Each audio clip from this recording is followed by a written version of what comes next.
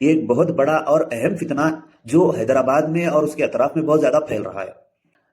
پہلے ایپیسوڈ میں ہم نے مرزا غلام احمد قادیانی احمدی مسلمز کے بارے میں معلومات حاصل کی ہے۔ اب ہم شکیل بن حنیف اور اس کے ماننے والوں کے بارے میں معلومات حاصل کریں گے۔ یہ ایک بہت بڑا اور اہم فتنہ جو حیدرآباد میں اور اس کے اطراف میں بہت زیادہ پھیل رہا ہے۔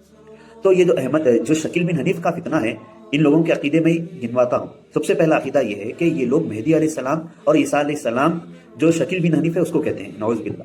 اور دوسرا عقیدہ یہ ہے کہ دجال جو حدیثوں میں صاف صاف اس کا جسم ہوگا اور ایک انسان ہوگا، وہ اس طرح پورا اس کا تذکرہ ہے، مگر وہ لوگ یہ کہتے ہیں کہ دجال امریکہ ہے اور فرانس ہے، نعوذ باللہ۔ اور حدیث میں آتا ہے کہ دجال کانا ہوگا، یعنی ایک آنکھ ہوگی اس کی۔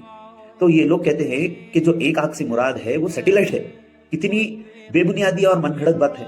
اور ایک بات یہ لوگ، اور ایک عقیدہ ان کا یہ بھی ہے کہ جو دجال کے پیشانی پہ جو کافر لکھے ہوا ہوگا، تو وہ کافر کا مطلب جو امریکہ کا جو کا ہے وہ کافر کا پہلا کا ہے، اور فرانس میں پھر کہاں سے آیا پتہ نہیں، مگر فرانس کا FIR، فرانس میں FIR تو ہے نہیں، مگر وہ لوگ یہ مانتے ہیں کہ پھر FIR کو وہ لوگ ایسا جوڑ دیے کہ کا مطلب امریکہ، پھر کا مطلب فرانس، کا پھر۔